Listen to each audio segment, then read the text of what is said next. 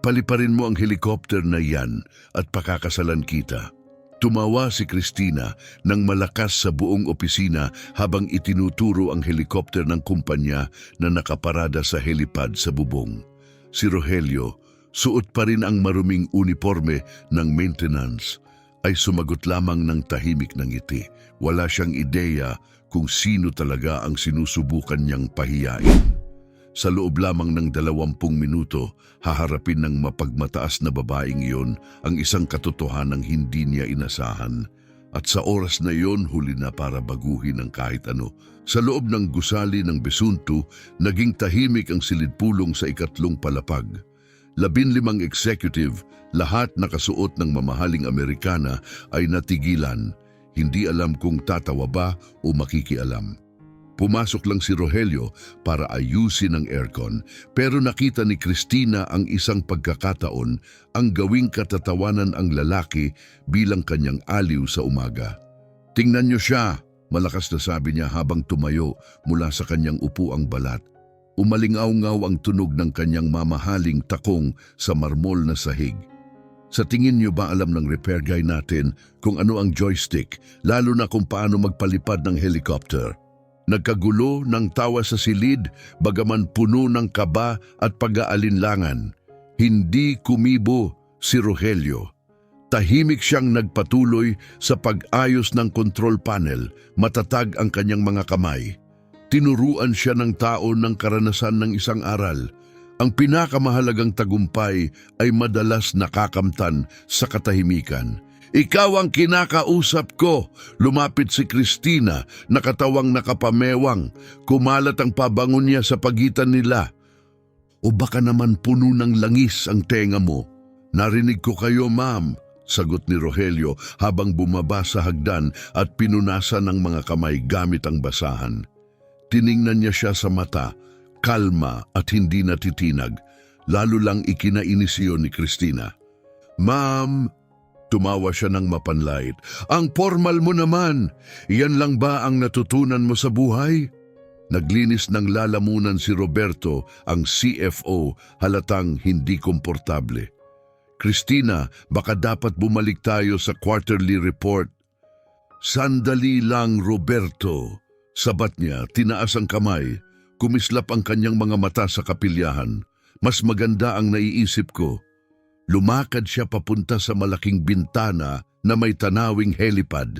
Kumikinang ang executive helicopter sa ilalim ng araw, isang luho na ipinagmamalaki niya sa mga kliyente at bisita. "Kita mo yung helicopter?" sabay turo niya. "Paliparin mo, maikling ikot lang. Pag nagawa mo, pakakasalan kita dito mismo." Isa iyong hungkag na pangakong layuning manghiya. Isang biro lang para mapatawa ang lahat. Nagsigawan ang mga executive sa tawa. May ilan pang kumatok sa mesa. Si Mariana mula HR ay namutla at tinakpan ang muka. "Christina, sobra na ito," sabat ni Mariana, pero sinupalpal siya ni Christina. "Naku Mariana, konting katuwaan lang to," sabay harap muli kay Rogelio na may tusong ngiti. "Maliban na lang kung seryoso kayong iniisip na kaya ng handyman natin magpalipad ng aircraft na mas mahal pa sa bahay." Habang siya ay nagpapalinis ng lababo, ngayon ay pinagtatawanan dahil parang suntok sa buwan ang ideyang kaya niyang kontrolin ang ganoong sasakyan. Tahimik na tinupi ni Rogelio ang basahan at inilagay sa kanyang bulsa. "Totoo ba talaga kayo, ma'am?" tanong niya ng mahinahon. "Totoong-totoo, parang ataking puso," sagot ni Christina na may ngisi. "So, ano? May tapang ka ba o duwag lang?" "Hindi ako duwag," sagot ni Rogelio na walang pagbabago sa tono. "O siya, sige na," sabi ni Christina, sabay tingin ng direkta sa kanya. "Tinatanggap ko." Natahimik ang silid. Iba na ang katahimikang ito, mabigat. Hindi iyon inaasahan ni Christina. Akala niya tatanggi ito, tatawa o magbibigay ng dahilan. Pero sa halip, diretsyong sagot ang nakuha niya at napalunok siya kahit isang segundo lang. "Tinatanggap mo?" Napakurap siya pero agad din bumalik sa pagpapanggap. "Ay, ang saya! Sa wakas, may gulugod din pala ang empleyado natin. Pero may isang kondisyon ako," dagdag ni Rogelio, sabay taas ng isang daliri. Kondisyon, ulit niya sabay tawa, wala ka sa posisyong magtakda, darling. Kapag napalipad ko ang helicopter, aniya habang tinitingnan ng bawat executive sa mata, kailangan mong panindigan ang sinabi mo, dito mismo sa harap ng lahat. Nagiba ang ihip ng hangin, parang lumamig ang silid.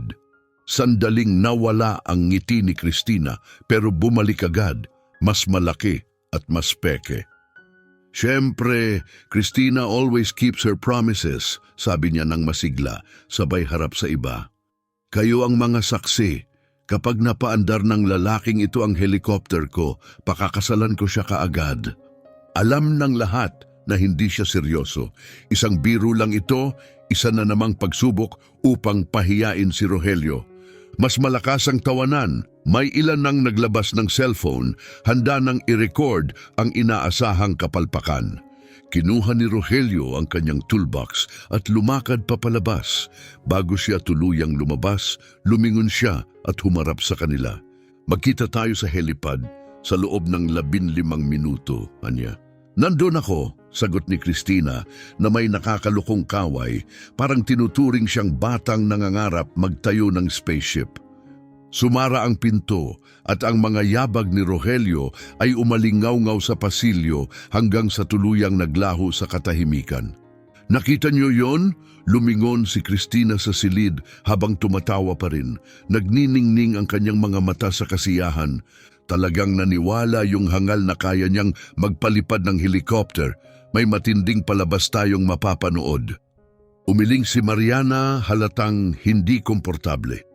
Cristina, hindi mo ba sa tingin ay sumusobra na ito? Sobra? Umirap si Cristina halatang na-offend. Mariana, please, kailangan nilang mapaalalahanan kung nasaan ang lugar nila. Tinutulungan ko nga siya. Matapos ang kahihiyan ngayon, mag-iisip muna siya bago siya lumampas sa guhit muli. Nagsalita si Roberto, mas curious kaysa kumbinsido. Paano kung marunong nga siyang magpalipad? Bumungis-ngis si Cristina ng mas totoo ngayon. Ay Roberto, nawawala ka na sa hulog. Aircon ang inaayos ng lalaki. Iyon lang ang trabaho niya. Sa tingin mo ba lihim siyang piloto? Alam mo ba kung gaano kamahal ang flight school? 100,000, 2? Sumabat si Eduardo, ang Director of Operations ng Kaswal. Actually, umaabot pa yan ng higit 300,000. Eksakto! Tinaas ni Cristina ang kamay. Sa tingin niyo ba may ganyang pera ang isang janitor? Come on! Sa loob ng 15 minuto, makikita natin siyang mapahiya ng buong buo. Kasalanan niya yon. Ako pa nga ang nagbigay ng pagkakataon. Nagtinginan ng mga executive. May ilan na halatang hindi sigurado. Ang iba na may aliw na aliw, sabik sa mangyayari. Napabuntong hininga si Mariana. Alam niyang wala nang makakapigil kay Cristina sa ganitong mode. Tara na, palakpak ni Cristina. Gusto kong andoon ang lahat sa helipad. Pangkasaysayan ito. Habang papunta sa elevator ang grupo, walang nakapansin sa maliit na bagay na naiwan ni Rogelio. Sa paanan ng hagdan, nakahandusay ang kanyang employee ID badge. Kung may tumingin man, makikita sana ang kakaibang nakasulat sa ilalim ng kanyang pangalan at larawan, Owner, Full Access. Pero wala ni isa ang nakakita, hindi pa. Mabagal ang takbo ng elevator, bawat palapag parang kay tagal bago lumampas. Nasa harapan si Cristina, parang general na papunta sa tagumpay. Ang ngiti sa kanyang labi ay maskara lamang ng kasabikan. Dapat yata tinawagan natin ng security, mahinang bulong ni Mariana kay Roberto. Huli na, sagot ni Roberto habang inaayos ang kanyang kwelyo. Ginawa na itong circus ni Cristina. At oo, ganap na nga, habang bumababa ang elevator, mabilis na nagtatype si Cristina sa kanyang telepono, nagpapadala ng mensahe sa ilang company group chats.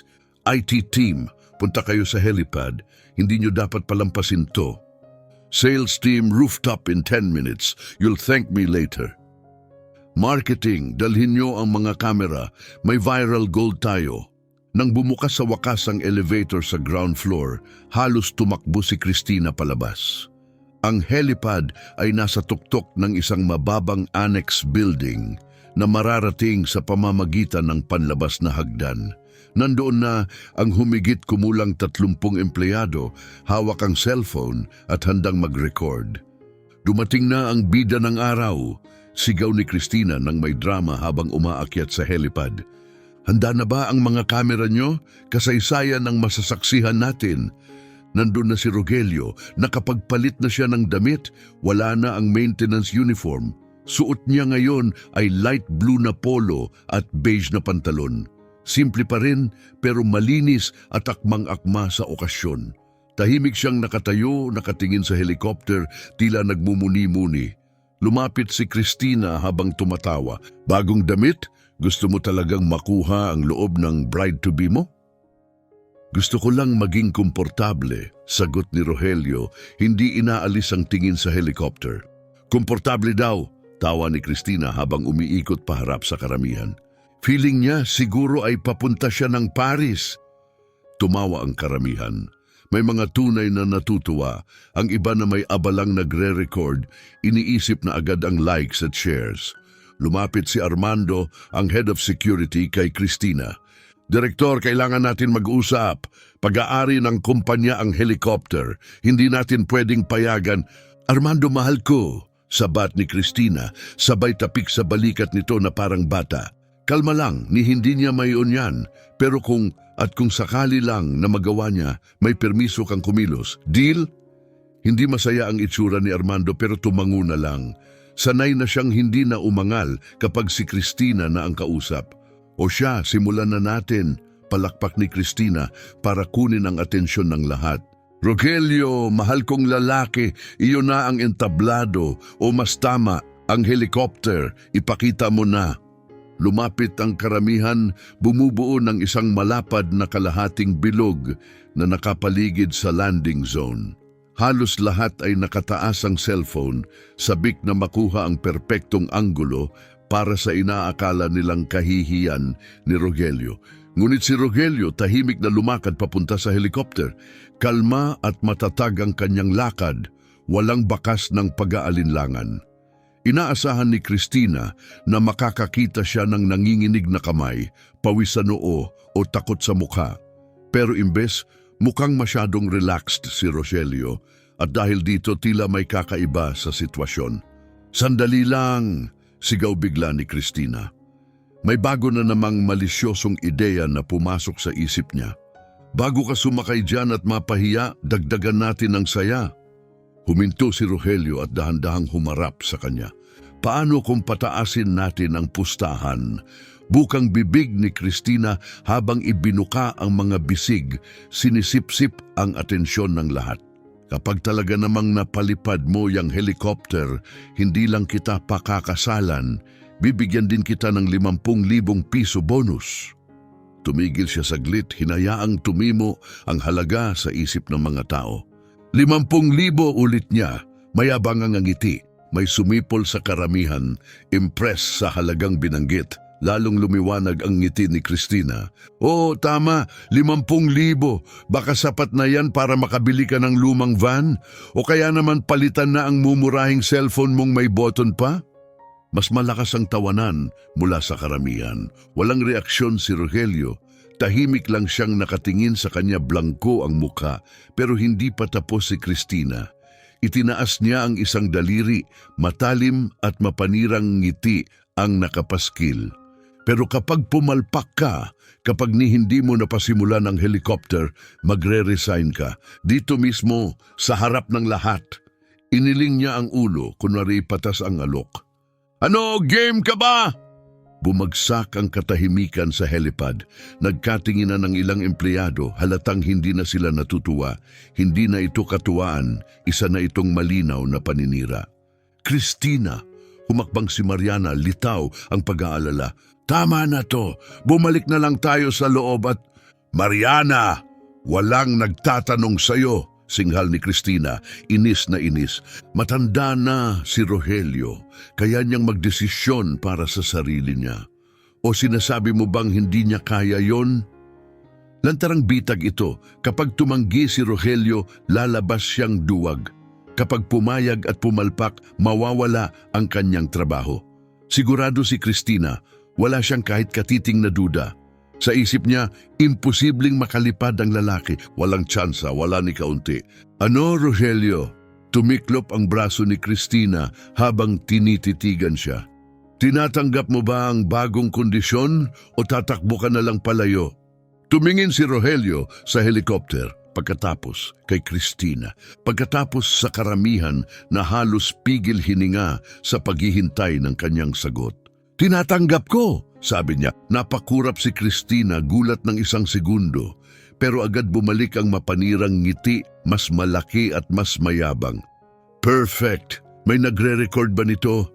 Kailangan ko ng patunay. Si Rogelio ay pumayag na isugal ang trabaho niya sa galing daw niya sa paglipad. Tumango ang ilang manggagawa, ipinapakitang naka-on na ang mga kamera. Nagsisimula na ang pagre-record. Humarap si Cristina kay Roberto. Ikaw ang CFO, saksi ka. Kapag pumalpak siya, ihain mo agad ang termination. Sabihin mong nilabag niya ang tungkulin, nagtangkang mandaya kahit anong gusto mo. Bubuka sana ang bibig ni Roberto, halatang alanganin. Pero hindi na siya hinintay ni Cristina. Binalingan muli si Rogelio. Huling pagkakataon para umatras, sabi niya sa tono ng larong bata. Walang nakakahiya kung aaminin mong nadala ka lang. Minsan mali ang desisyon ng tao. Wala akong maling desisyon, tugon ni Rogelio, pantay-pantay ang tinig. Pwede ko na bang simulan? Simulan! Sabay yuko si Cristina, parang artista sa entablado. Handa na ang circus, handa na ang audience, ang clown pwede nang mag-umpisa. Lumakad si Rogelio papunta sa helicopter. Nilapitan siya ni Armando at binuksan ang pinto bagamat halatang ayaw. Binuksan ito ni Rogelio at saglit na huminto, tinitingnan ang loob. Umiikot ang kanyang mata sa cockpit, mga gauge, switch, pedal at control panel. May hinahanap ka ba? Sigaw ni Cristina. Ang susi siguro? Hindi kotse ang helicopter, sweetheart. May ilang natawa pero mas tumindi ang tensyon. May mga empleyadong nagsisimula ng makaramdam ng pagkailang. May iba pang tila na susuka na sa nangyayari. Pero walang gustong kumontra. Napakalakas ng kapangyarihan ni Cristina at napakaliit ng kanyang awa. Isinuot ni Rogelio ang headset at inayos ito ng maingat. Nang hawakan niya ang mga kontrol, kumilos siya na parabang sanay na sanay. Dahil sa simpleng galaw na iyon, kumabog ang dibdib ni Cristina. Kahit isang iglap lang, agad niya itong itinanggi. Imposible.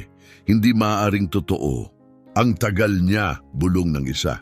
Baka inaalam pa niya kung alin ang switch, biro ng isa pa. Tahimik, utos ni Cristina. Hayaan nating magtrabaho ang artist. O mas tamang sabihin, hayaan nating mapahiya siya. Hindi pinansin ni Rogelio ang kahit ano. Kumilos siya ng may kumpiyansa mula sa isang kontrol papunta sa susunod.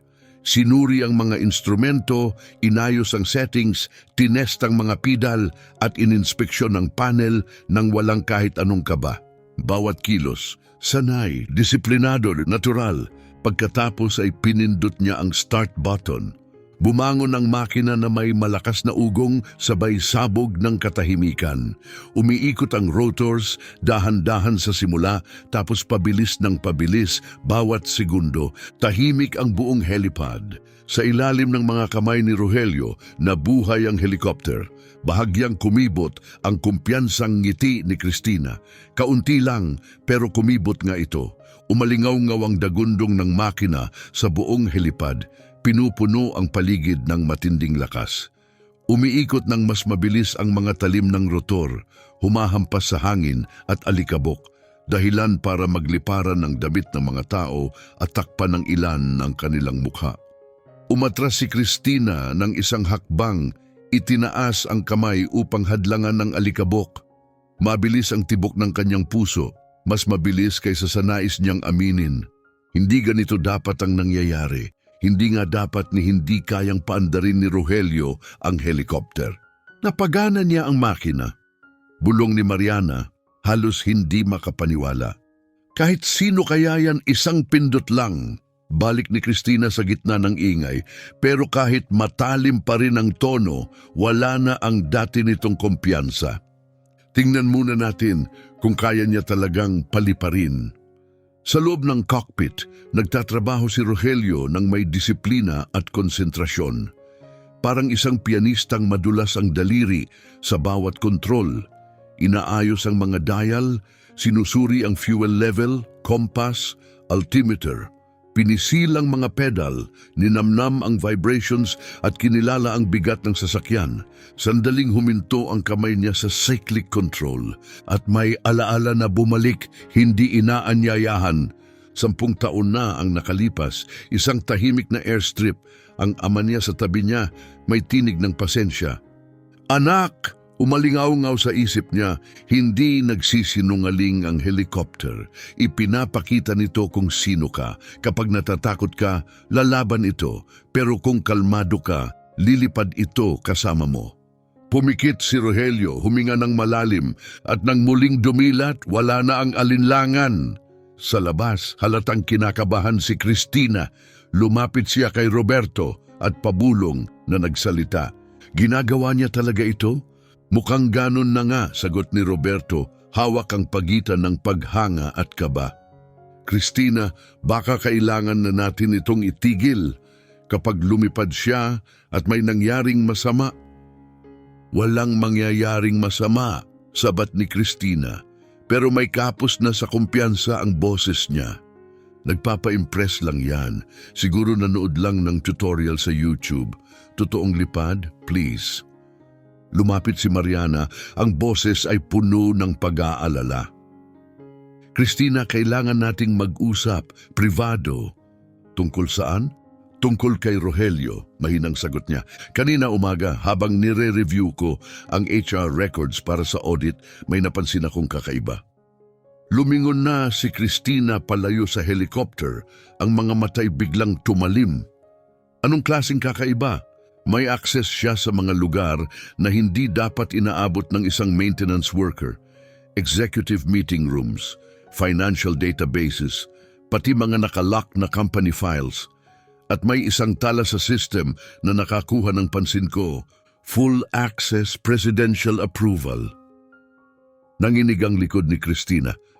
Ano ang ibig mong sabihin?" "Ang ibig kong sabihin," sagot ni Mariana habang nakatingin sa helicopter, "maaaring hindi natin kilala talaga si Rogelio at sana sinuri mo muna bago mo siya tinangkang pahiyain sa harap ng lahat." Hindi pa nakakasagot si Christina nang may biglang nangyari. Gumalaw ang helicopter, bahagya lang pero sapat. Umalis ang mga gulong sa lupa, ilang pulgada lang, pero hindi na ito nakasayad. Nanginig ang hangin ng mga paghinga, tumigil ang lahat. "Diyos ko," bulong ng isa. "Lumilipad siya talaga," sabi ng isa pa, halos may pagkamangha. Halos bumigay ang tuhod ni Christina. Kumapit siya sa braso ni Roberto. Ang mga mata nakapako sa helicopter na unti-unting umaangat. Ngayon ay nakahover na ito, kalma at matatag, kalahating metro sa ibabaw ng helipad. Hindi ito kumakalog, hindi ito nawawala sa kontrol. Maayos, malinis, propesyonal. Nakaupo si Rogelio sa loob, hawak ang mga kontrol na parang bahagi ng sariling katawan. Nanatili siyang nakalutang sa ere sa loob ng ilang segundong tila, walang hanggan. Inaaral ang makina, ina-adjust, ninanamnam. Ang bawat bihasang piloto ay may koneksyon sa kanilang sasakyan. Si Rogelio muling kumokonekta at sa huni ng lakas, unti-unti siyang lumipad pataas. 1 metro, 2, 3. "Hindi ito totoo," bulong ni Christina. "Hindi ito pwedeng nangyayari." Pero nangyayari nga, marahan, paikot na umikot ang helicopter sa ere, sa itaas ng rooftop. Ang galaw ay banayad, parang sinanay sa sayaw. Tila ba ginawa na niya ito ng daang beses. Nagsimula ng magpalakpakan ng karamihan. Ang pagkabigla ay napalitan ng paghanga. "Totoo siya!" sigaw ng isang taga-ET. "Alam niya ang ginagawa niya." Itinaas ni Armando ang kanyang radyo. Ang boses ay tensyonado. "Control, si Armando ito sa helipad. May sitwasyon tayo. ang empleyadong si Rogelio ay nag-ooperate ng company helicopter. Inuulit ko, lumilipad siya. Kailangan ko ng kumpirmasyon. May clearance ba siya para dito? Nagkaroon ng sandaling katahimikan, sumingit ang static. Sinecheck namin, sandali lang, medyo kakaiba ito. Anong ibig mong sabihin? Tanong ni Armando. Ayon sa system, sagot ng nasa kabilang linya, may presidential level access siya. Top clearance, authorized siya sa halos lahat ng operasyon ng kumpanya. Napatingin si Armando kay Cristina na ngayoy tila nawalan na ng kulay ang mukha. Naintindihan, salamat, Control, sabi niya sa radyo. Maingat na ipinatong ni Mariana ang kamay sa balikat ni Cristina. Narinig mo yon? Narinig ko, sagot ni Cristina halos pabulong. Napalunok siya, nagmamadaling mag-isip ng paliwanag, isang system glitch, maling input, anumang dahilan para hindi niya tanggapin ang katotohanang unti-unting bumubuo sa likod ng kanyang isipan. Sa itaas, muling gumalaw ang helicopter. Maingat na ini-slide ni Rogelio ito pakaliwa, tapos pakanan, bahagyang ibinabaling sa parehong direksyon. Tumataas siya ng 10 metro, bumababa ng 5, bawat galaw ay tiyak, sinasadya at may kasanayang tila natural. Tumingin si Roberto kay Cristina, seryoso ang mukha. Sinilip mo ba kahit kailan kung sino talaga siya bago mo ginawa yang kabaliwang alok? Parte siya ng maintenance team, sagot ni Cristina. Matalim, ngunit matinis ang tono, halatang natataranta. Iyon ang sabi sa system, maintenance 6 na buwan na. 6 na buwan? Ulit ni Mariana, nakakunot ang noo. Cristina, hindi ba't nakakapagtaka yon? Ang ganyang klasing lalaki, ang tindig, ang katahimikan, ang pagdadala ng sarili, tapos maintenance lang? May iba't ibang dahilan ang tao sa pagtanggap ng trabaho, sagot ni Cristina, halos pasigaw, habang unti-unting guguho ang kanyang composure. Hindi ko obligasyon na i-background check ang lahat ng empleyado. Hindi, malamig na tugon ni Roberto. Pero inaasahan kang mag-isip muna bago mo ipahiya ang isang tao sa harap ng lahat. Lalo na kung yung taong iyon ay may full company access at presidential authorization. Sa mga sandaling iyon, nagsimula ng bumaba ang helicopter. Sa parehong kinis at kontrol na ipinakita niya sa paglipad, mahinahong ibinaba ni Rogelio ang aircraft. Ganoon kalambot ang paglapag na halos hindi ito naramdaman, dahan-dahang huminto ang mga rotor, hangin, katahimikan. Walang nagsalita. Lahat ay nakatingin lamang sa pinto ng helicopter at sa wakas, bumaba si Rogelio. Inalis niya ang headset ng maingat, inayos ang kanyang light blue shirt at nagsimulang lumakad papunta sa karamihan. Hindi nagbago ang ekspresyon niya, walang mapanirang ngiti, walang yabang. Ang dati niyang tahimik at kalmadong presensya, ngayoy tila may bigat na nakaka-intimidate. Huminto siya sa harap ni Cristina at sa pagkakataong ito, kusa siyang umatras. Nag-enjoy ka ba sa biyahe? Tanong niya, magalang. Ibinuka ni Cristina ang bibig pero walang salitang lumabas. Walang laman ang kanyang isip, binura ng pagkabigla. Tinupad ko na ang bahagi ko sa usapan. Patuloy ni Rogelio malinaw at tahimik. Napalipad ko ang helicopter sa harap ng lahat. Nagkaroon ng pagbulong-bulungan. Hindi huminto ang mga phone sa pagre-record. Bawat segundo nakukunan. Ramdam ni Cristina ang bigat ng bawat matang nakatingin sa kanya. Lahat ay naghihintay kung ano ang isasagot niya. Ako! Pautal-utal nanginginig ang tinig. Ikaw, paano? Paano ko alam kung paano magpalipad? Siya na ang tumapos ng tanong. Magandang kwento yan, baka ibahagi ko rin, pero una, kailangan nating pag-usapan to. Luminga siya sa paligid, dinig ng lahat ang kanyang boses. Nangako kang pakakasalan mo ako kung napalipad ko ang helicopter. Nagkaroon ng halakhakan, ngunit ngayon ay may kasamang kaba. Namula ang mukha ni Cristina. Biro lang yon. Sigaw niya sa wakas ay nakuha na ang boses niya. Alam ng lahat na biro lang yon. Talaga? Bahagyang tumagilid ang ulo ni Rogelio. Hindi naman siya mukhang biro nung tinaasan mo ang pusta, nung inalok mo ako ng 50,000, nung sinabi mong mag-resign ako kung pumalpak ako. Tahimik ulit, ang mga cellphone nakatutok pa rin. Ang video siguradong magva-viral sa loob ng ilang minuto. Sigurado akong ang mga makakapanood nito ay sila na ang huhusga kung biro nga ba yun, dagdag niya. Ramdam ni Christina ang pagbagsak ng mundo sa paligid niya. Luminga siya, naghahanap ng kakampi, pero ang mga executive na kanina'y kasama niya sa pagtatawa, ngayon ay hindi makatingin sa kanya. Si Mariana halatang may pagkadismaya sa mata. Si Roberto nakatalikod na, tila hindi na matiis ang eksena. Hindi kita pakakasalan, sigaw ni Christina. Kalokohan to, isa ka lang maintenance worker. Tinaas ni Rogelio ang kilay. Ganun ba? Ngunit ngayon may pagbabago sa kanyang tinig. Hindi galit, hindi yabang, mas mabigat, mas seryoso. Pinasok niya ang kamay sa bulsa at inilabas ang isang maliit, maitim na pitakang ID holder. Maingat niya itong binuksan at ipinakita sa kanya ang isang ID. Lumapit si Christina, may pag-aalinlangang nakasulat sa muka. Tiningnan niya ang ID at nakita niya ito. Pangalan, Rogelio Perez. Posisyon, may-ari, access level, buo. Tumigil ang mundo. Bahagyang bumigay ang tuhod ni Christina, parang sinuntok ng katotohanan. Hindi totoo, hindi dapat. At gayon pa man, totoo ito, gumuho ang tuhod ni Christina. Halos bumagsak siya at kinailangan niyang kumapit sa braso ni Roberto para hindi tuluyang mahulog. May-ari. Ang salitang iyon ay lumabas sa kanyang labi na parang hininga, mahina, durog, wala sa kontrol.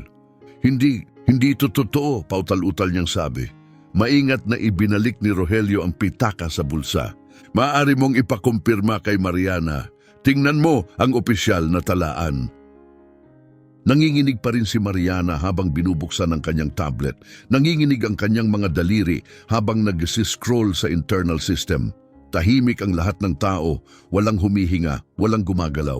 Nakita ko na, bulong ni Mariana sa wakas. Namumutla ang boses sa hindi makapaniwalang tono. Rogelio Perez, tagapagtatag, majority owner, hawak niya ang 70% ng shares ng kumpanya. Lahat nakarehistro, 15 taon na ang nakalilipas. Isang bugso ng pagkagulat ang dumaan sa hanay ng mga empleyado. Napuno ng bulungan ang hangin. Nagpatuloy si Mariana, tila hindi pa rin makapaniwala. At ayon sa record, 6 na buwan na ang nakalipas. Bumalik si Ginoong Perez para sa isang internal evaluation mission. Nagtrabaho siya ng palihim bilang ordinaryong empleyado para obserbahan kung paano talaga pinapatakbo ang kumpanya. Bumaba pa ang tono ng kanyang boses. Pinanood mo kami. Sa lahat ng oras na yun, kumpirmado ni Rogelio, kalmado at matatag ang tinig. Nagtrabaho ako sa bawat departamento, maintenance, logistics, admin. Gusto kong makita kung ano na talaga ang anyo ng kumpanyang ito kapag walang nakakaalam na may nakamasid. Umikot ang tiyan ni Christina. Para siyang nahilo, para siyang nilunuran ng pagkasuklam at takot. 6 na buwan. 6 na buwang pinapanood siya, nakikinig, nagmamasid, nagtatanda. Lahat ng patutsada, lahat ng utos na mayabang, lahat ng pang-iinsulto sa publiko mano sa pribado. Niloko mo ako, sigaw niya, desperado ang boses. Hindi ako nagsinungaling, sagot ni Rogelio. Ikaw lang ang hindi nag-abala na lumalim ang tingin. Humarap siya sa mga empleyado. Sinimulan ko ang kumpanyang ito mula sa wala. 15 taon na ang nakalilipas, 5 lang kami. Nasa maliit na rented office. May simpleng pangarap kami, magtayo ng kumpanyang patas sa mga tao. May dignidad. Tumigil siya. Mabigat ang tinig sa alaala. Lumago kami, 1,000 empleyado, malalaking kita, dahan-dahan, nagkakatotoo ang pangarap, kaya ako umatras, ipinasa ko ang responsibilidad sa mga taong akala ko'y kaagapay sa adhikain. Bumaling siya kay Christina, mas mabigat ang tono. Pero may mga nagsimulang magsalita, staff na basta na lang nagre-resign, reklamo ng abuso. Kaso sa korte, takot. Umiling siya. Kaya bumalik ako, tahimik, hindi bilang presidente, hindi bilang may-ari. Gusto kong makita ang totoo. Lumapit si Armando, ang head of security, at nilinis ang lalamunan. Ginoong Perez, wala po akong ideya, patawad po. Hindi mo kailangang humingi ng tawad, Armando. Mahinahong sagot ni Rogelio. Tinrato mo ako ng may respeto, may kabutihan, tulad ng marami sa inyo. May ilan sa inyo na hindi pa nakakalimot kung ano ang tunay na halaga ng kumpanyang ito. Ngunit muli, bumalik ang tingin niya kay Cristina. Pero ang iba, nakalimot, ginawa nilang parang laruan ng kumpanya. Tinaas ko ang kita ng 40%, sigaw ni Cristina, nanginginig ang boses. Nagsara ako ng pinakamalalaking kontrata. Hindi nagbago ang mukha ni Rogelio. Oo, sa pamamagitan ng pagbawas ng benepisyo, sa paglikha ng kultura ng takot. At ngayong araw, lumapit siya. Ginawa mong katatawanan ang trabaho ng isang tao, isa itong palabas, isang laro. Bawat salita ay parang martilyo, parang nawawala ang lupa sa ilalim ni Cristina. Pinahiya mo ako. Bulong niya, halos hindi makapagsalita. Hindi, sagot ni Rogelio, ikaw ang nagpahiya sa sarili mo. Binigyan lang kita ng pagkakataon para ipakita kung sino ka talaga. Walang kahit isang tunog mula sa karamihan. Nakatutok pa rin ang mga phone, nakarecord pa rin ang bawat segundo. Lumapit na si Mariana. Ginoong Perez, ano pong mangyayari ngayon? Tumingin si Rogelio sa lahat. Panahon na para sa pagbabago, malaking pagbabago. Lumakad siya papuntang gusali at nang nadaanan niya si Cristina, saglit siyang tumigil at pabulong na nagsalita. Nangako kang bibigyan mo ako ng 50,000 kung napalipad ko ang helicopter. Hindi ko kailangan ng pera mo, pero magkakaroon ng kapalit. Simula ngayon, nagpatuloy siya sa paglalakad. Kusang lumayo ang mga tao upang bigyang daan. Sumunod si Mariana, nagmamadali. Ginoong Perez, sandali lang. Ano po ang gusto ninyong gawin ko? Tawagin mo ang board, sabi niya, hindi tumitigil sa paglakad. Sa loob ng isang oras, conference room, kumpletong mga direktor. Dalhin mo ang HR files ng nakaraang 2 taon, lalo na yung mga reklamo. Opo, sir. Pagdating sa pinto, huminto si Rogelio at muling tumingin pabalik. At Cristina, napatingala siya, malawak ang mga mata, nangingislap sa takot. Suspended ka. Epektibo ka agad. Manatili ka sa opisina mo hanggang tawagin ka. At tuluyan siyang pumasok sa loob. Iniwan niya ang katahimikan. Nakatingin pa rin sa kanya ang lahat. Nakatayo si Cristina, hindi makagalaw. Iba't ibang mga mata ang nakatingin sa kanya. May awa, may tuwa, may hatol. May ilan na tumalikod na, nagsimula ng magbulungan. Lumapit si Roberto, mabagal at nag-aalinlangan. Cristina, itinaas niya ang kamay. Pinatigil ito. Wag na, sabi niya. Walang laman ang boses, walang natitirang lakas. Tama na, pabulong ang sabi ni Cristina habang tumalikod. Mabagal at tila robot ang lakad papasok ng gusali. Nagbigay daan ang mga tao sa kanyang daraanan. Walang naglakas loob magsalita. Pagpasok niya sa lobby, napatingin siya sa salamin at hindi na niya nakilala ang refleksyong tumambad.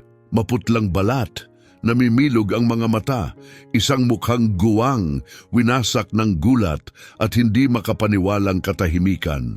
Wala na ang babaeng may matatag na kumpiyansa, ang dating reyna ng gusaling ito.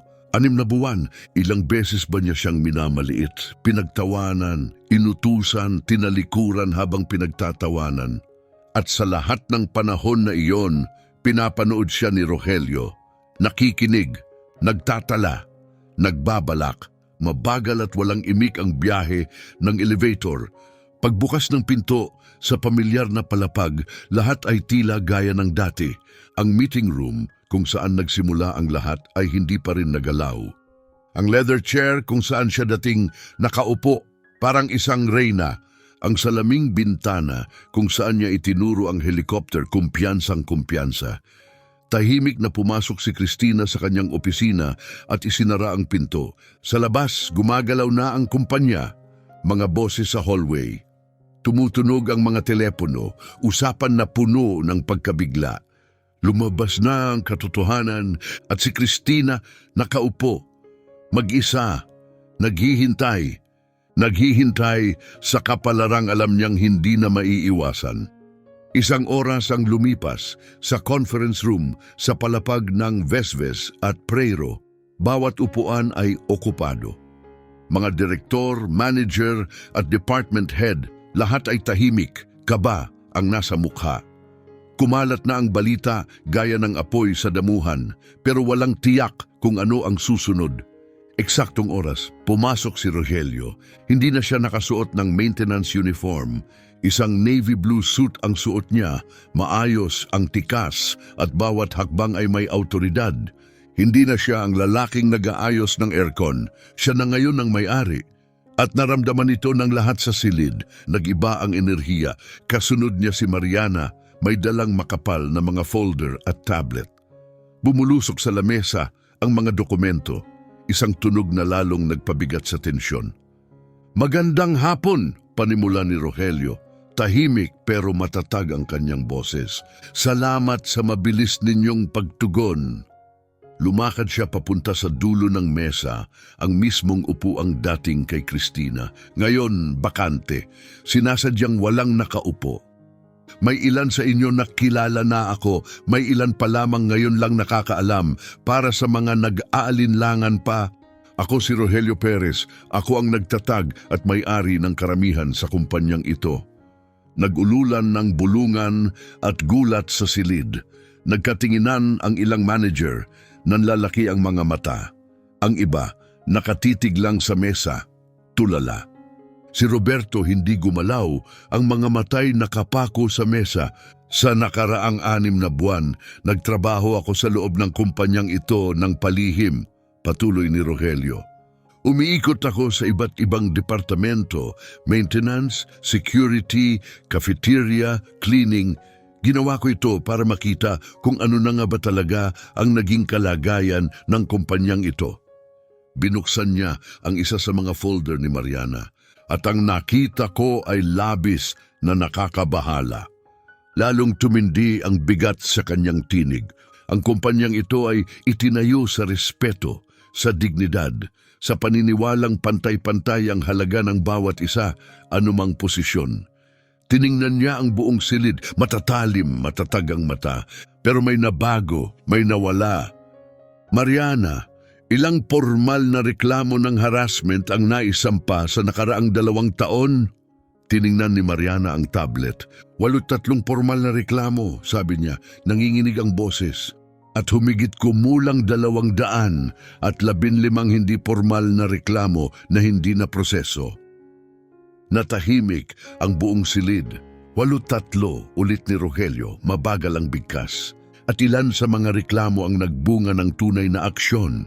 7 lamang, sagot ni Mariana, halos pabulong. 7 sa 83. Walang sumagot, walang makakakibo. Alam niyo ba kung bakit? Sasabihin ko sa inyo. Marami sa mga reklamong ito ay binasura, ikinubli. Bakit? Kasi ang mga inireklamo ay nasa mga posisyong makapangyarihan, manager, department head, director. Isa-isa niyang tinitigan ang mga ito. At ang turnover rate, 42% kada taon sa nakaraang 2 taon, sagot ni Mariana. 42, ulit ni Rogelio, may pagkadismaya. Ibig sabihin, halos kalahati ng kumpanya ay umaalis taon-taon at walang nagtangkang magtanong kung bakit. Sumubok magsalita si Eduardo, ang Director of Operations. Mr. Perez, mas pabago-bago po ngayon ang merkado. Mabilis magpalit ng karera ang mga tao. Tinaas ni Rogelio ang kamay. Tahimik, matatag. Eduardo, nitong mga nakaraang linggo, kinausap ko ng personal ang 17 dating empleyado. Tinanong ko kung bakit sila umalis. Tumigil siya. Pare-pareho ang sagot nila, paulit-ulit. Nalason ang kultura ng trabaho rito. na hindi sila nire-respeto, na ang mga supervisor ay tratong basurahan sa kanila. Napatahimik si Eduardo, nakayuko, walang salitang lumabas. Bumukas ang panibagong file sa harapan ni Rogelio. Handa pa siyang magpatuloy. Tingnan natin ang ilang totoong halimbawa, sabi ni Rogelio habang binubuksan ang susunod na folder. Maricel, mula accounting, 5 taon siyang nagtrabaho rito. Umalis siya matapos siyang sigawan ng supervisor sa harap ng buong team dahil sa pagkakamali sa spreadsheet. Isang pagkakamaling nagmula mismo sa maling datos na ibinigay ng supervisor. Inikot niya ang pahina. Antonio, mula IT, 3 taon sa kumpanya. Umalis siya matapos tawaging incompetent ng kanyang manager dahil hindi niya naresolba ang technical issue sa loob ng 15 minuto. Kalaunan, nalaman na ang problema ay mula sa external vendor. Sunod na pahina, Julia mula Sales, 7 taon, top performer sa loob ng 3 sunod-sunod na taon. Nagbitiw siya matapos siyang ipahiya dahil lamang sa 1 buwan na hindi niya naabot ang target, kahit nalampasan niya ang lahat ng target noon. Isinara ni Rogelio ang folder ng Mariin at marami pa, aniya. 12 ng kwento ng mga masisipag, may malasakit at tapat na empleyado na minahal ang trabaho nila hanggang sa mismong kultura ng trabaho ang nagtulak sa kanila palayo. Nagsalita si Roberto, maingat ang tono. Ginoong Perez, nauunawaan ko ang galit ninyo. Pero dapat din nating kilalanin na sa ilalim ng pamumuno ni Cristina, tumaas ang kita ng kumpanya. Tumalim ang mga mata ni Rogelio. Mga numero, laging numero, aniya, sabay putol ng pagsasalita ni Roberto. Ang biglaan at matalim na tono ay ikinagulat ng lahat. Sabihin mo nga, Roberto, sa totoo lang, mas mahalaga ba ang numero kaysa sa tao? Hindi po, pero walang pero. Lumapit si Rogelio sa mesa. Isang tanong para sa lahat ng nandito. Sa nakaraang 6 na buwan, ilan sa inyo ang nakakita kay Cristina na nambastos, na insulto o nanghiya ng isang empleyado? Tahimik ang silid, umiwas ng tingin ng lahat. Walang sumagot. Sige, patuloy ni Rogelio.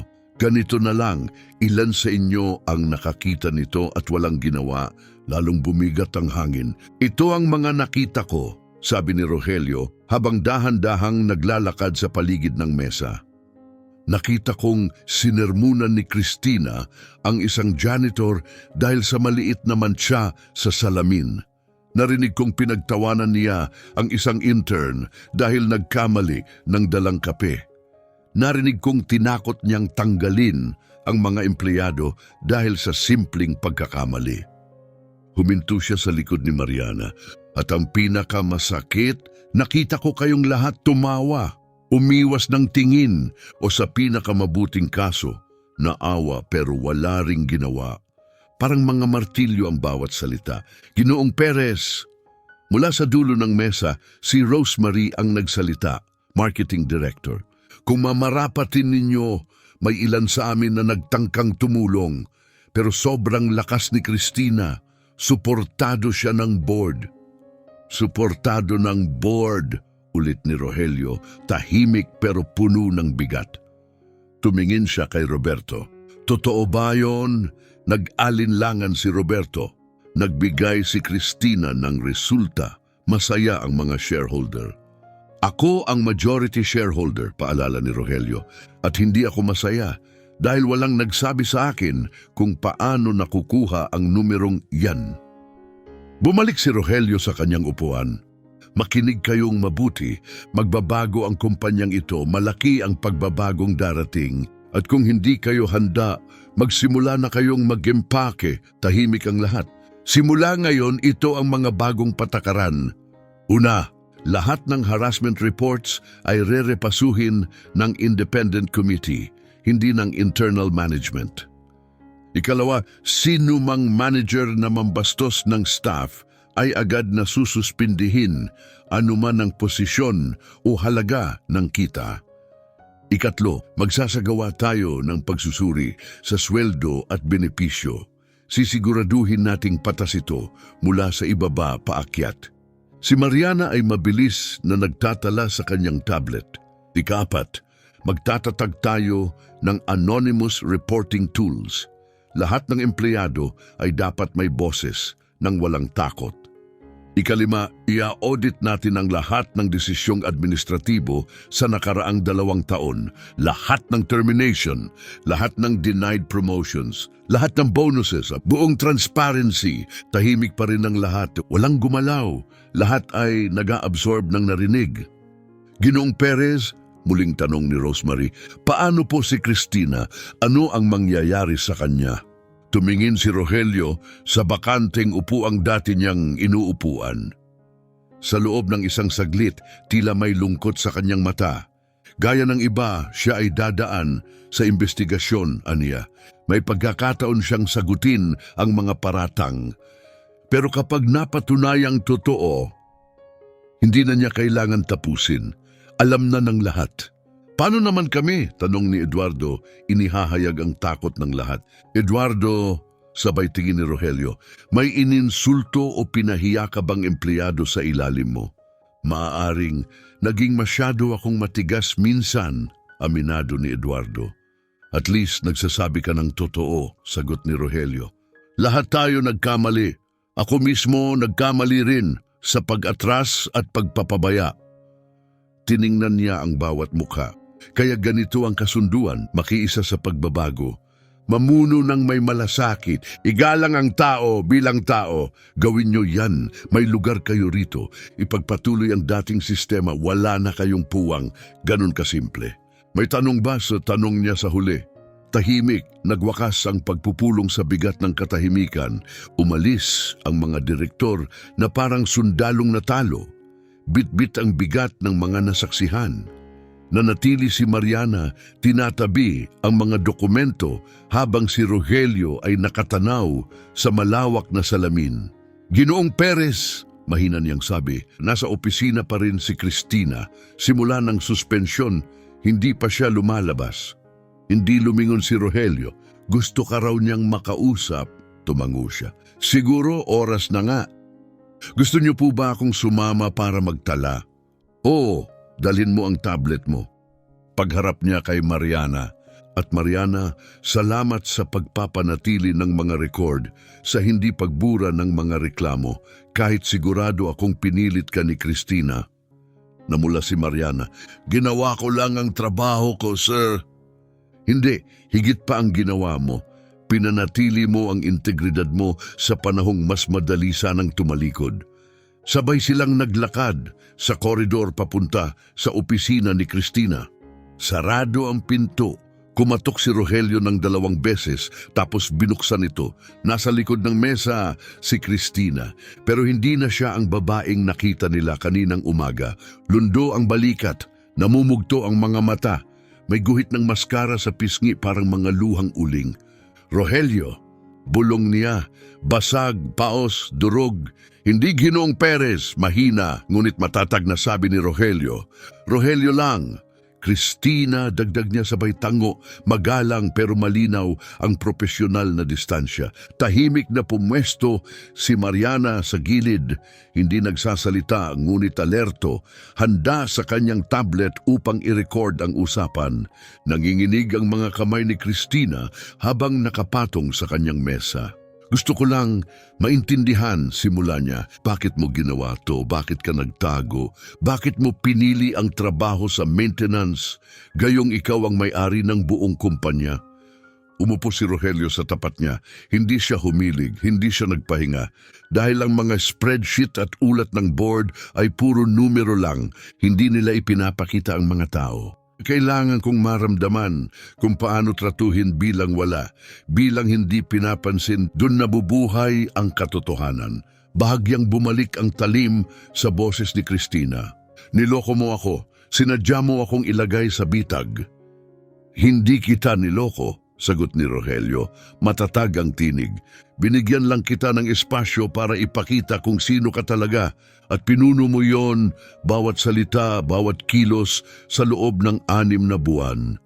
Biglang tumayo si Cristina, naglalakad paikot, hindi mapakali. Lahat ng ginawa ko ay para sa kumpanya. Pinataas ko ang kita, nakipag-close ng mga malalaking kontrata. Ginawa ko tayong matagumpay. Tinitigan siya ni Rogelio, matatag. Sa anong kapalit? Tumayo rin siya. Si Maricel sa accounting na ospital dahil sa panic attack, yung pagkakamali sa spreadsheet, dahil sa maling data na ibinigay ng supervisor. At anong ginawa mo? Pinahiya mo siya sa harap ng buong departamento. Tumigil si Cristina sa paglalakad. Parang sampal ang bawat salita. Si Antonio mula IT, patuloy ni Rogelio, na burnout sa edad na 26. Si Julia, ang pinakamahusay nating salesperson, ngayon nasa therapy, may depression, matapos ang mga taong puno ng pressure at kahihiyan. Hindi ko alam, bulong ni Cristina. Hindi mo alam o hindi ka nagmalasakit? Lumapit si Rogelio. Pinanood kita, Cristina, paulit-ulit. Hindi ka lang nanermon. Tinibag mo ang mga tao. Ginamit mo ang takot bilang armas. At kapag may naglakas loob magsalita, pinatahimik mo. Bumagsak pabalik si Cristina sa kanyang upuan. Naubos ang lakas. Nasa ilalim ako ng pressure, aniya, halos hindi marinig. Gusto ng board ng resulta, mahirap ang merkado. At sapat na ba yun para manakit? Hindi ka lang pinilit, Cristina. Ginusto mo ang kapangyarihan. Ginusto mong makita ang tao na sumisikip ang dibdib tuwing dadaan ka. Walang tunog, matinding katahimikan. Ibinuka ni Cristina ang bibig pero walang salitang lumabas. Dahil sa kaibuturan niya, alam niyang totoo ito. Medyo lumambot ang tinig ni Rogelio. Anong nangyari sa'yo? Nang kinuha kita 5 taon na ang nakalipas, iba ka. Masigasig, matalino, pero mabait, mapagkalinga, may malasakit. Lumaki na ako, mapait na sagot ni Cristina. Natuto akong sa mundong to, 2 lang ang uri ng tao, yung may takong at yung tinatapakan. Umiling si Rogelio. Diyan tayo magkaiba. Ang tingin mo ang lakas ay galing sa pagpapaliit ng iba. Pero natutunan ko, ang tunay na lakas ay sa pag-angat ng iba. Bahagyang ngumiti si Mariana sa gilid. Tahimik pa rin, pero puno ng paghanga. Mas mahina na ang tinig ni Cristina. Anong mangyayari sa akin? Magkakaroon ng formal investigation, sagot ni Rogelio. Lahat ng reklamo, bawat ulat, susuriin ng maayos. May pagkakataon kang ipagtanggol ang sarili mo. Hindi ito paghihiganti. Ito ay pananagutan. Tumango si Cristina, mabagal. Matatanggal ako, sabi niya, hindi tanong, kundi pagtanggap. Depende sa resulta, sagot ni Rogelio, tapat. Pero oo, malamang, sinira mo ang tiwala, lumikha ka ng kulturang puno ng takot, at hindi natin pwedeng balewalain yon kahit gaano pa kalaki ang kita mong dinala. Tinakpan ni Cristina ang kanyang muka. Tahimik siya, hindi gumagalaw, at nang muling tumingin siya say may nagbago. Wala na ang apoy, wala na ang pagtanggi. Ang natira na lang ay kaliwanagan. Akala ko noon, mahina ka, aminado niya. Kapag pinag-uusapan mo ang respeto, dignidad, mga halaga, akala ko panaginip lang yon. Akala ko durugin ka ng mundo. Ngumiti si Rogelio, maliit, pagod. Pero heto pa rin ako. Napangiti rin si Cristina, mahina, malungkot. At ako ang nadurog. Nakakatawang isipin, ngayon ko lang nakita ang kabalintunaan. Tumalikod si Rogelio, papalabas na. Pero huminto siya sa pintuan. Cristina, matalino ka, may talento ka pa rin, pero kailangan mong maunawaan ito. Tumingin siya muli sa kanya. Ang karerang binuo sa takot at ego ay maaaring mabilis ang pag-angat. Pero tiyak ang pagbagsak, ang tagumpay na nananakit ay hindi tagumpay. Isa lamang itong pagkabigo na nakabalot sa anyo ng tagumpay. Tumingala si Cristina, mas matatag na ang tinig. Payo ba yan o paghusga? Tinitigan siya ni Rogelio, huling pagkakataon. Isang obserbasyon lang. Hindi si Ginoong Perez, mahina ngunit malinaw na sabi ni Rogelio. Rogelio lang. Cristina, dagdag niya sabay tango, may respeto, ngunit buo ang profesional na distansya. Tahimik si Mariana sa gilid, handa ang tablet na kamasid, tahimik na tagasaksi ng huling pag-uusap. Nanginginig ang mga kamay ni Cristina sa ibabaw ng kanyang mesa. Gusto ko lang maintindihan, bulong niya. Bakit mo ginawa to? Bakit mo itinago kung sino ka? Bakit ka nagtrabaho sa maintenance kung ikaw naman pala ang may-ari? Umupo si Rogelio, hindi siya nagpakampante. Dahil ang mga numero ay hindi nagpapakita ng katotohanan. Kailangan kong maranasan kung paano tratuhin bilang wala. Doon nakatago ang tunay na mukha ng isang kumpanya. Nilinlang mo ako, binalak mong sirain ako, balik ni Cristina, bahagyang bumalik ang dating talas sa kanyang boses. Hindi kita linlang, binigyan lang kita ng espasyo para maging totoo at ginamit mo yon sa loob ng 6 na buwan. Naglakad si Cristina paikot, hindi mapakali. Lahat ng ginawa ko para sa kumpanya, tumaas ang kita, lumaki tayo, nagtagumpay tayo dahil sa akin. Pero anong kapalit? Tumayo rin si Rogelio. Mga taong nagkasakit, na buwag ang tiwala, nasira ang kumpiyansa, mga buhay na nawasak, hindi lang mga spreadsheet na naayos. Bumagsak muli si Cristina sa kanyang upuan. Walang pagtutol, wala nang maidadahilan. Anong mangyayari sa akin? May formal investigation, may proseso, makakapagpaliwanag ka, pero hindi ito paghihiganti. Ito ay katarungan, tumango si Cristina. Matatanggal ako, hindi na tanong kundi pagtanggap. Marahil tapat na sagot ni Rogelio, dahil sinira mo ang tiwala at ang tiwala kailangang ingatan. Tahimik muli. Akala ko noon mahina ka, aminado ni Cristina. Yung mga pinagsasabi mo tungkol sa dignidad, respeto, akala ko katang-isip lang. Akala ko durugin ka ng sistema. Pero heto pa rin ako, sagot ni Rogelio, may pagod ng ngiti. At ako ang nadurog, bulong ni Cristina. Ngayon ko lang nakita ang irony. Humakbang si Rogelio palabas. Pero huminto siya sa may pintuan. Cristina, sa may talento ka pa rin, matalino ka pa rin, pero kailangan mong matutunan ito. Ang karerang itinayo sa takot at ego ay maaaring umangat ng mabilis. Pero tiyak ang pagbagsak. Ang tagumpay na nakakasakit ay hindi tagumpay. Isa lang itong pagkatalo na nakabalot sa ginto. Tumingala si Cristina, payo ba yun o paghuhusga? Obserbasyon lang at umalis si Rogelio kasama si Mariana. Maingat na sumara ang pinto. Muling nag-iisa si Cristina, ngunit iba na ang katahimikan ngayon. Hindi ito katahimikan ng kayabangan, kundi ng katotohanan. Isang mabigat na pagkaunawa na ang kapangyarihang walang malasakit ay hindi pamumuno, kundi kalupitan na may maskara. Lumapit siya sa bintana, tumingin sa lungsod. Sa kung saan man si Maricel ay unti-unting gumagaling. Si Antonio ay muling nagtitiwala sa sarili. Si Julia ay nagpapagaling at hindi na sinisisi ang sarili. At ngayon lang, tunay na nagsimulang maunawaan ni Cristina ang bigat ng mga nagawa niya. 3 linggo ang lumipas. Mula sa labas, parang walang nagbago sa kumpanya. Pero sa loob, lahat ay iba. Sa paraan ng paglakad ng mga tao, sa tunog ng kanilang tawanan, sa kalmadong damdaming pinalitan ang dating tensyon. Napalitan na ang takot ng respeto. Lumalakad si Rogelio sa ground floor. Hindi na suot ang dating uniforme ng maintenance, pero hindi rin mukhang detached na executive.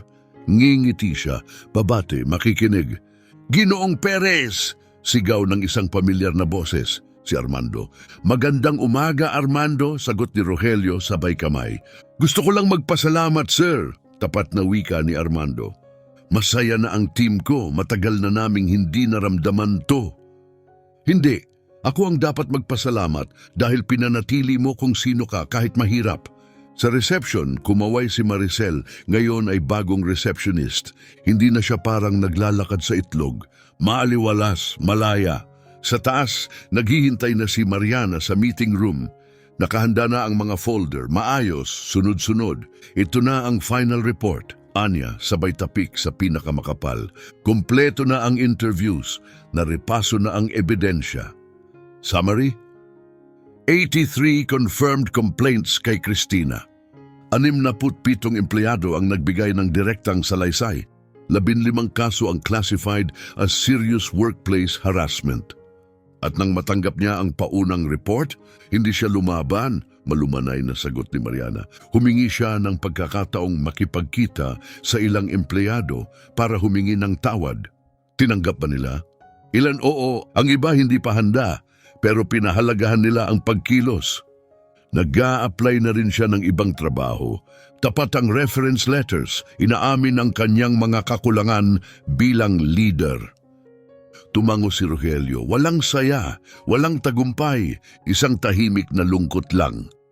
Ipagpatuloy ang dismissal, aniya. Siguraduhing patas ang severance, walang paghihiganti. Opo, sir. Isa pa, sabi ni Rogelio, tinatanggap mo ba ang posisyong HR Director? Opisyal na? Nagulat si Mariana.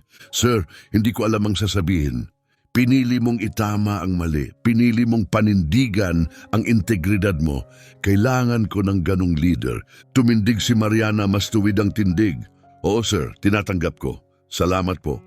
Kinahapunan, tinawag ni Rogelio ang lahat ng empleyado sa isang company-wide meeting. Puno ang auditorium. Tahimik, sabik, umaasang magbubukas ang bagong kabanata. Walang script, walang presentation. Si Rogelio lang, isang mikropono at isang silid na puno ng mga taong may sugat, pero handang maghilom. Magandang hapon, aniya tahimik ngunit buo ang tinig. Alam kong mabibigat ang mga nagdaang linggo, investigasyon, pagbabago. Salamat sa inyong pasensya. Tumingin siya sa kanila, mga mukhang pagod na, pero umaasang mas may pag-asa. Gusto ko lang maging tapat tungkol sa nangyari at kung bakit huminga siya ng malalim. 6 na buwan na ang nakalilipas, bumalik ako sa kumpanyang ito. Nakasuot ng uniforme ng maintenance. Karamihan sa inyo, kilala lang ako bilang si Rogelio Dash. Yung lalaki na nag-aayos ng aircon at nagpapalit ng bumbilya. May munting halakhakan na umalingaw-ngaw sa auditorium. Karamihan ay alam na ang buong istorya pero ibang pakiramdam ang marinig ito mula mismo sa kanya. Mas totoo, mas malalim ang dating. Ginawa ko yun dahil may naramdaman akong mali. Dahil kahit sinasabi ng mga ulat na matagumpay tayo, iba ang kwento ng katotohanan ninyo. At kailangan kong makita ito sa sarili kong mga mata. Dahan-dahang naglakad si Rogelio sa entablado, tumitingin sa bawat isa. At ang katotohanan nagpakumbaba sa akin dahil habang abala ako sa iba pang proyekto, ang kumpanyang binuhusan ko ng puso't panahon, naging bagay na hindi ko na makilala, lalong tumibay ang tinig niya. Pero hindi lang ito kasalanan ni Christina, hindi lang ito kasalanan ng board, kasalanan ko rin dahil ako'y lumayo. Dahil inakala kong sapat na ang kita, dahil naniwala akong pag tumataas ang numero, maayos ang lahat. Tahimik ang buong silid, lahat ay nakatuon sa bawat salita. Kaya ngayong araw, 3 bagay ang gusto kong gawin. Itinaas niya ang isang daliri. Una, humihingi ako ng tawad. Sa bawat isa sa inyo na nasaktan, niyurakan o pinababa sa lugar na ito. Nabigo ko kayo. At taus-puso akong humihingi ng paumanhin. May ilang yumuko, may ilan na nagpahid ng luha. Ikalawa, nangangako ako. Hindi na ito mauulit. Mayroon na tayong bagong sistema ng pag-uulat. May bagong pamunuan. May regular na audit na pero higit sa lahat, bukas ang pinto ko para sa bawat isa sa inyo. Itinuro niya si Mariana at ang bagong pamunuan sa likuran niya. Ikatlo, nagtataya ako. Oo, mahalaga ang tagumpay sa pananalapi, pero hindi ito kailanman dapat makamit sa kapalit ng tao. Hindi na tayo lalago sa pamamagitan ng takot. Lalago tayo sa pamamagitan ng respeto, katarungan at pagkatao. Sa simula, mahinang palakpakan, pagkatapos ay lumakas. Tumindig ang isa, sumunod ang isa pa, hanggang sa buong auditorium ay nakatayo, pumapalakpak hindi lang sa talumpati, kundi sa pagbabagong nasaksihan nila. Napalunok si Rogelio nang muli siyang nagsalita, may bahid ng emosyon sa kanyang tinig. Ito pa lang ang simula, hindi overnight ang pagbabago ng kultura, magkakaroon ng pagsubok, magkakaroon ng pagtutol. Pero kung mananatili tayong magkasama, kung mananatili tayong totoo sa tama, Hindi lang ito magiging matagumpay na kumpanya. Magiging lugar ito na ipinagmamalaki ng bawat isa. Tumingin siya sa lahat at tungkol sa kwento ng helicopter, bahagyang ngumiti si Rogelio. O totoo, marunong talaga akong magpalipad. At ang unang aral, huwag kailanman husgahan ng tao sa trabaho nila o sa itsura nila. Hindi mo alam kung sino ang nasa harap mo. Sumabog ang halakhakan sa buong auditorium. Ngayon tunay na bumagsak na ang tensyon. Bumaba si Rogelio mula sa entablado. May mga lumapit hindi para magreklamo, hindi para humingi ng pabor, kundi para kamayan siya, para magpasalamat, para sabihing, handa na kami. Handang magsimula muli, magkasama. Gabi na, nanatili si Rogelio sa opisina. Mula sa bintana, pinanood niya ang mga ilaw ng syudad na kumikislap sa malayo. Sa kung saan man, nagsisimula muli si Cristina. Sana'y mas matalino, mas matatag. At sa likod ng mga pader ng gusaling ito, 1,000 empleyado ang muling binubuo ang kanilang dignidad, ang kanilang saya, ang kanilang karapatang maging ligtas sa trabaho. Magpapatuloy ang kumpanya, hindi sa kabila ng mga pinaninindigan nito, kundi dahil sa mga ito. Pinatay ni Rogelio ang ilaw at lumabas patungo sa gabi. Tahimik na nakaupo ang helicopter sa helipad, kumikislap sa ilalim ng buwan. Gumiti siya, bukas may bagong trabaho ulit. Pero sa unang pagkakataon sa matagal na panahon, Rogelio ay muling nasa tahanan. At kung may magduda sa iyo, kung husgahan ka dahil sa trabaho mo, itsura mo, o kung saan ka nanggaling, tandaan mo ito, ang tunay na gasolina ng kahit anong helicopter ay respeto. Kung naantig ka ng kwentong ito, pindutin ang like. Makakatulong ito sa pag-abot ng mas maraming tao. Ibahagi ito sa isang taong kailangang marinig ito. At magkomento sa ibaba. Naranasan mo na bang ma-judge sa trabaho o hitsura mo?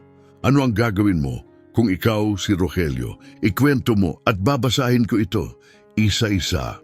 Dito ginagawa nating tagumpay ang kahihiyan. Kwento sa bawat kwento,